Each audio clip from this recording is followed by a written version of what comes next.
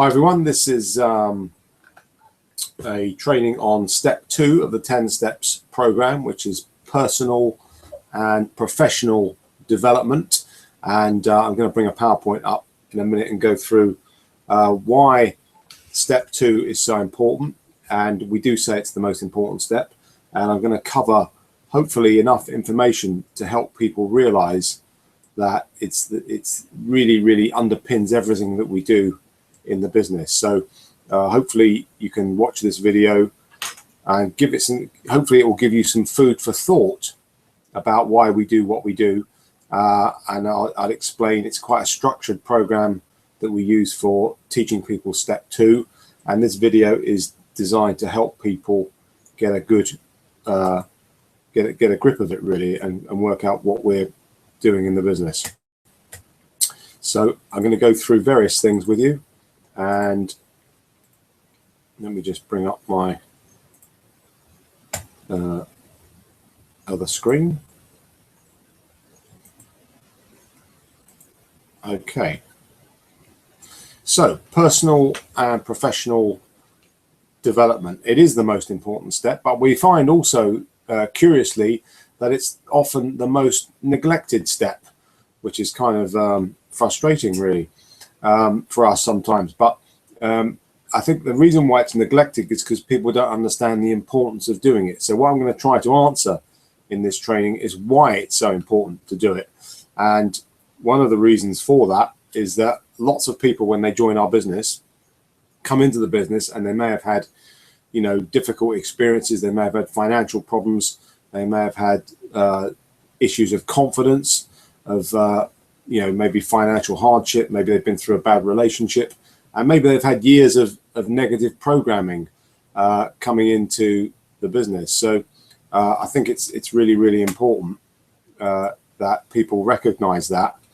And the bottom line is that if we put garbage in, the human brain is a bit like a computer, and if we put garbage in, we only ever get garbage out.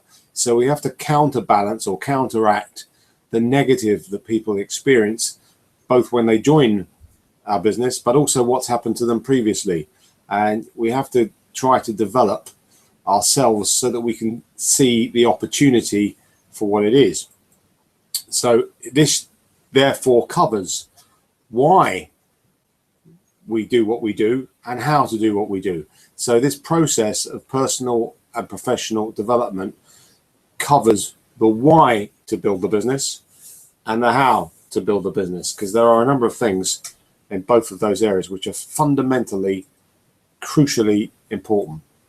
So personal development, what is it? What is it really about?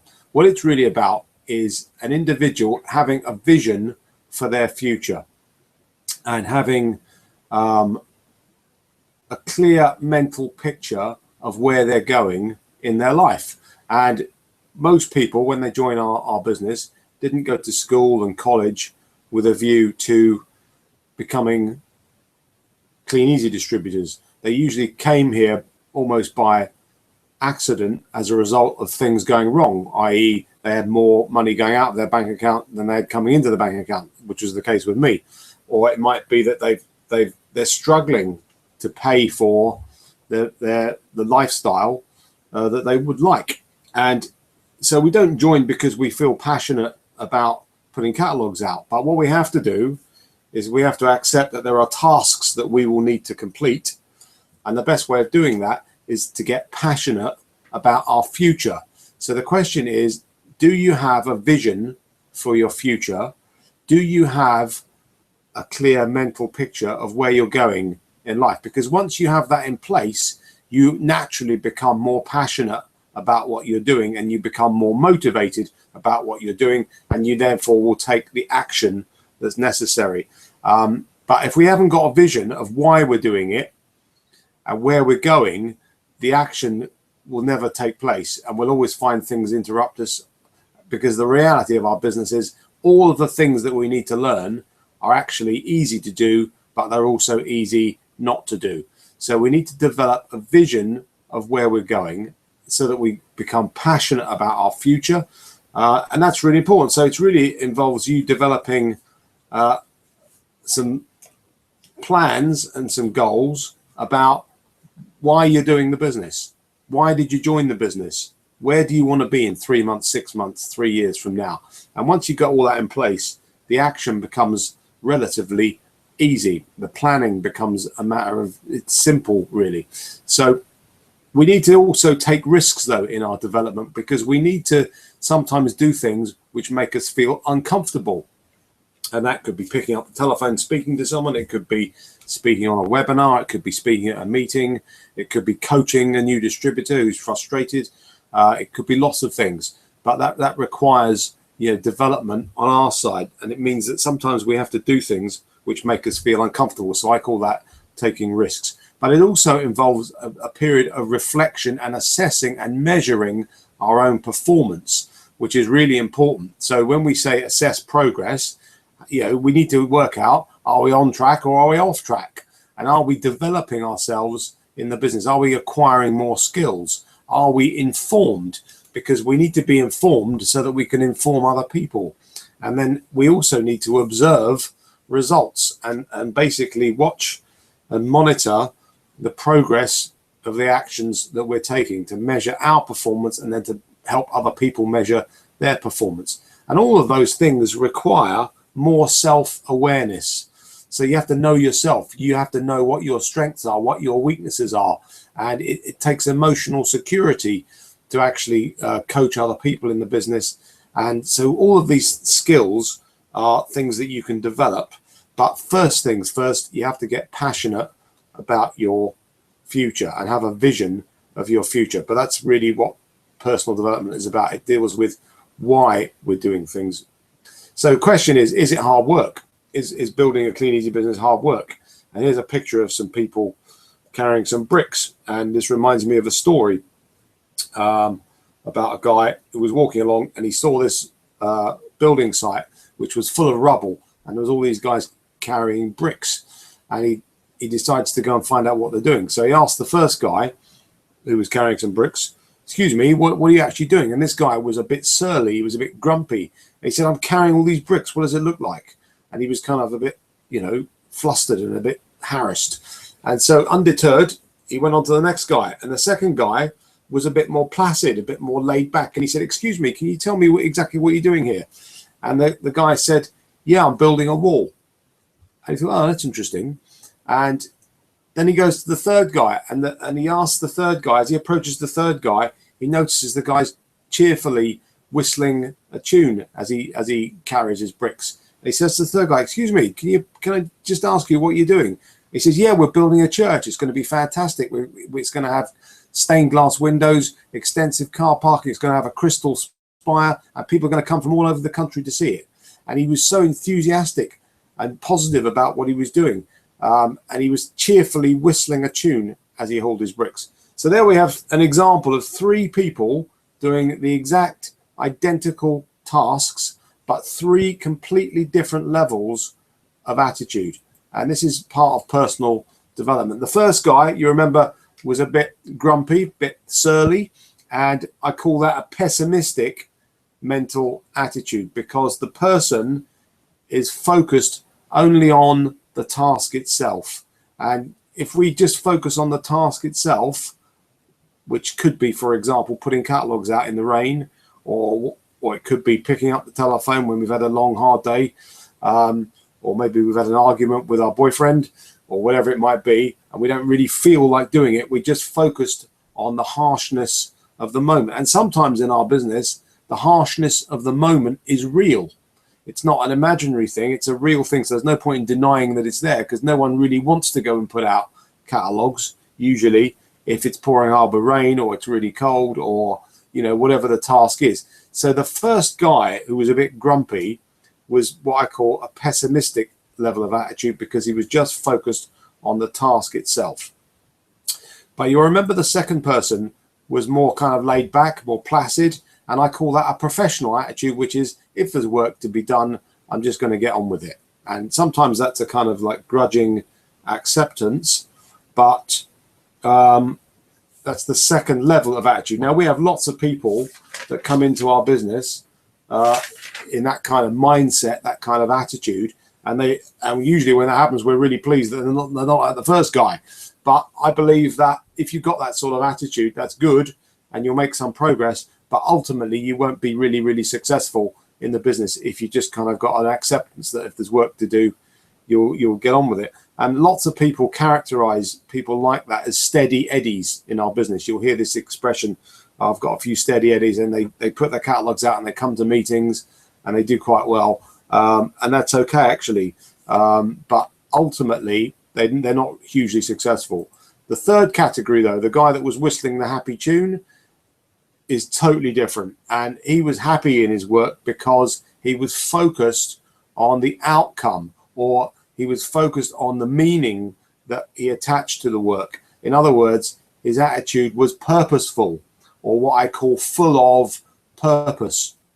And that's a hugely different attitude. So perhaps what we have to do when we're building our business is think more about why are we doing it, what is the purpose, and where are we going with it in what's the bigger picture. Because if we just focus on the task, sometimes it will seem to be like hard work. So if there is hard work to be done, it's on you. It's on your goals, because a person with a clear purpose will make progress on even the roughest road, and a person with no purpose will make no progress on even the smoothest road. And we have a pretty phenomenal road going in Clean Easy at the moment. We've got personalized products. We've got selling products online through social media. We've got over 2,500 products. We have people able to join our business and watch videos about our business at the click of a button, so we can get information out to huge numbers of people immediately. So sometimes we have a really smooth road, we have fantastic opportunity, but in order to make progress down that road, what we find is that people come into the business, and the only ones that make progress are the ones that have got a purpose. So what is your purpose in being in the business? And then goals. Goals, here's a quote about goals. Wayne Dyer says that dormant forces, faculties, and talents come alive, and you discover yourself to be a greater person by far than you ever dreamed yourself to be. And my question to you is, what if that's true? What if you set some goals that challenged you as a person and made you grow and develop, and you became a greater person by far than you ever dreamed yourself to be? And we see this in the business all the time. And a good example of someone like that would be my upline, Gary Watson, who started out as a fish factory labourer earning 150 quid a week, who described himself as a stinking, thinking, miserable git. But he became someone worth 80 grand a year and beyond.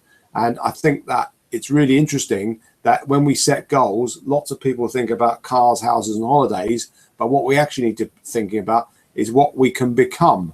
So can we become a better coach? Can we become a better communicator? Can we become a more effective leader? Can we become a better recruiter? Can we become a more effective retailer? Whatever it might be. So sometimes we need to focus on what we're becoming instead of what we're having or what we want to have. So have you got a vision of your future? This is really, really important, because when you have a vision of your future, you have clarity, mental clarity, and you will automatically become more positive, more motivated, and more determined to make what you want a reality. So it's vitally important that you have a clear mental picture of where you're going in life. And that is a personal development issue. And the way that we achieve that is by reading the right books, hanging around with successful people, associating with successful people, and developing a positive mental attitude. So that's why we need to do personal development. But the other side of the coin is what I call professional development. And professional development really deals with the how to do it. So we talked about why to do it, but what about how you do it? And professional development covers things like how you manage yourself and your personal skills, and how you deliver service in the business. Now, most people understand, giving the importance of giving really good customer service. Well, when we're building a team of people or a network, the reality is that our distributors become our customers, and we have to deliver outstanding service to our distributor network in the form of the information, the training, the coaching, the quality of the information, and how we communicate with our customers, with our distributors, is really, really important. So customer service, just remember it that way, that our distributors are our customers. We also have to find solutions, because when we're dealing with logistics and new distributors, sometimes they can't see the solution. They might say to you, you know, I can't get childcare to go to the meeting, and we have to find solutions to those issues. So we have to lead people, and that requires professionalism. So we have to also embrace change and use resources effectively. Are we reading the right books? Are we fully informed about what's going on in network marketing globally? Are we informed about what's happening in social media? Are we informed about how people are selling certain products and promoting certain aspects of the opportunity? So are we fully informed, and are we fully engaged in using the training resources so that we develop the professional skills at the right level to take advantage of the opportunity? And are we developing other people and providing the right direction to other people? Because in our business, communication is key. So are we developing ourselves, and are we developing other people? And are we working with other people in order to achieve the results? All of those things are professional behaviors, and it requires usually ongoing commitment on your part to develop yourself in the business, which means reading the right books. That's why we have a book program, which I'll show you. My screen's a bit slow.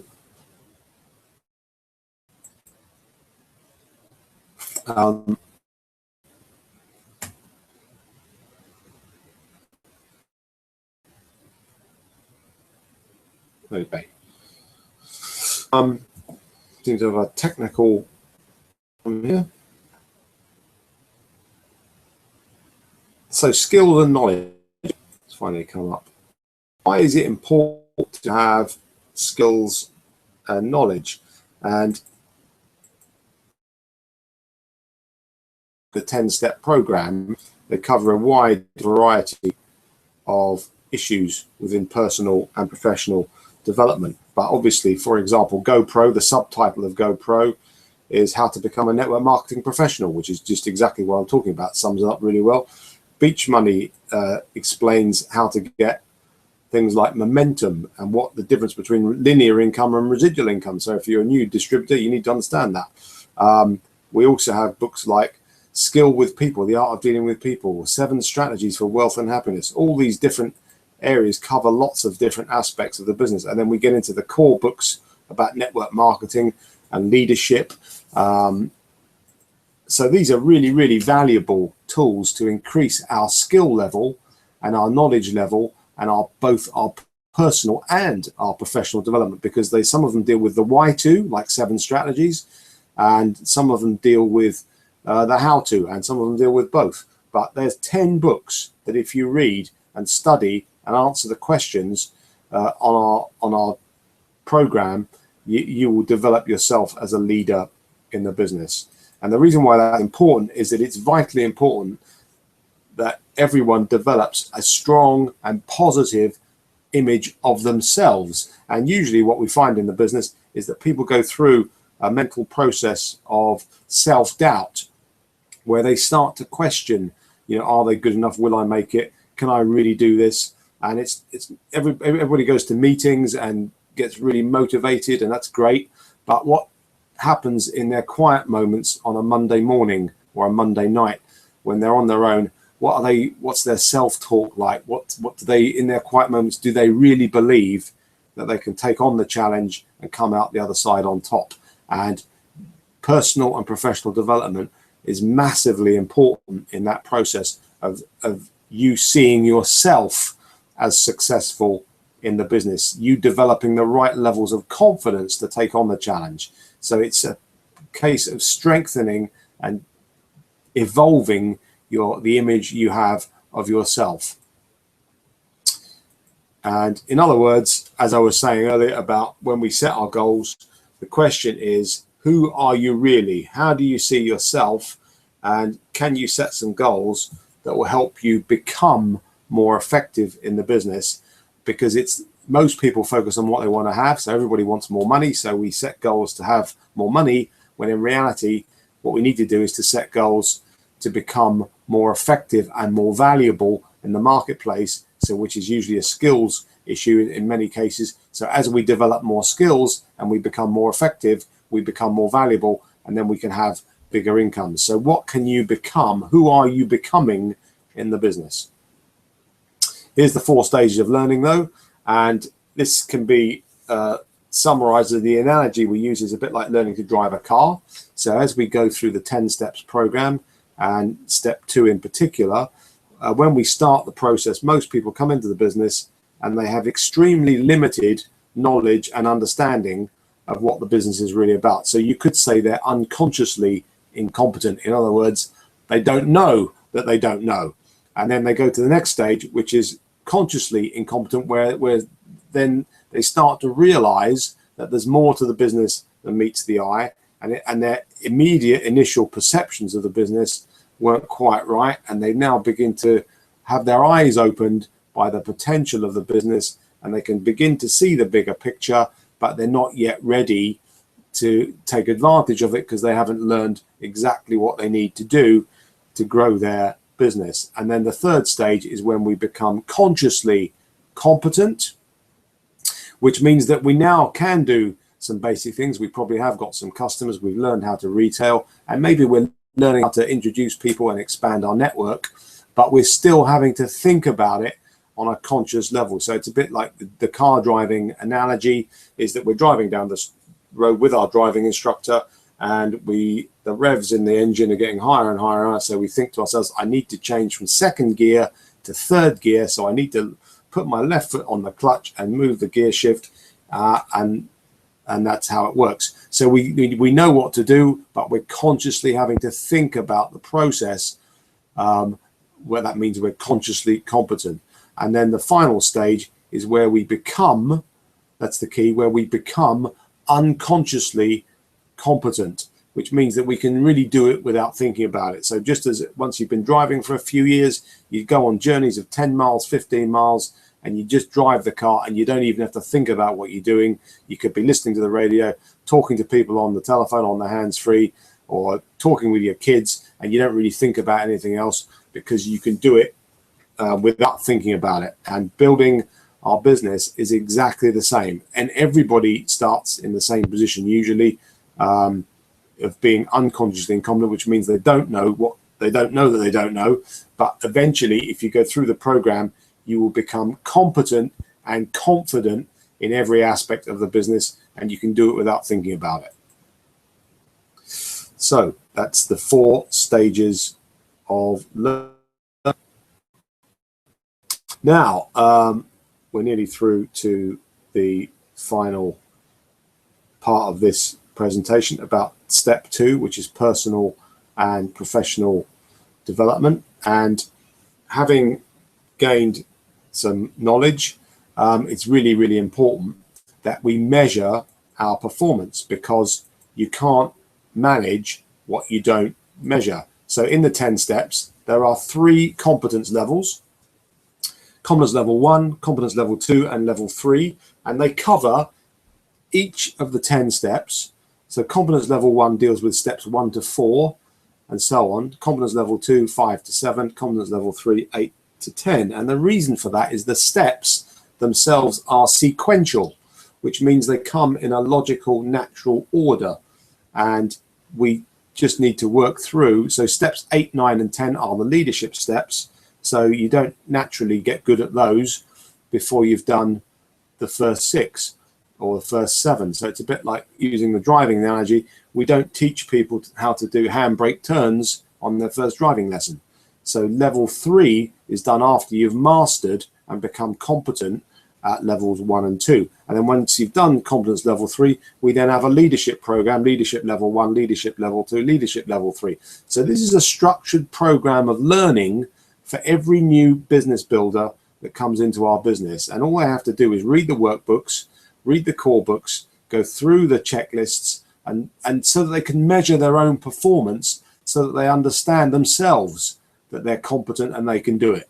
And that's the whole point. The whole point is that the individual can self-assess and measure their own performance. But we also recommend, of course, that you work closely with your upline, who will help you go through and prepare you for each competence level and tell you what you have to do to gain competence in those levels. And then finally, we also recommend that you, as part of your personal and professional development, that you spend time at your local or regional workshop.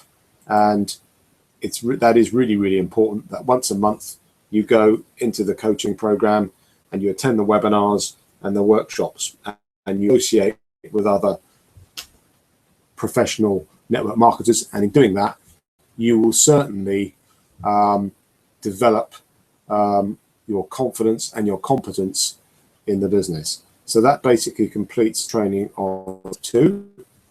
And thank you very much for listening. But my advice would be to go to the 10steps.info and look at all the 4 books on the course, just make sure you have a checklist and you work with your upline so that you can tick them off. And as you tick them off, you do for your level of confidence, so that you achieve great things in the business. That anybody can do that. It doesn't matter where you've come from. It doesn't matter whether you were really well educated or poorly educated. It doesn't matter whether you've had lots of challenges before you've joined. The only thing that really matters now is where do you want to get to, and vision for the future. And then you develop the skills and you get the knowledge, you achieve fantastic results. I'd like to thank you all for the video, and we will see you hopefully at a workshop very, very soon. Thank you very much.